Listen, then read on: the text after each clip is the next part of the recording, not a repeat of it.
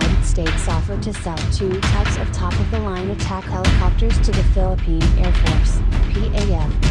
DND Secretary Delfin Lorenzana said they will also determine if the attack helicopters being offered by the Americans are brand new equipment or old ones. "We will study the U.S. offer. Maybe these are used ones again," he said in a message to the Philippine News Agency late Tuesday. Last April 30th, the U.S. State Department issued a determination approving a possible foreign military sale, FMS, to the Philippines of 6 AH-1Z attack helicopters and related equipment for an estimated cost of $450 million. On the same date, another one was issued for the possible sale of 6 AH-64 Apache attack helicopters and related equipment for an estimated cost of $1.5 billion.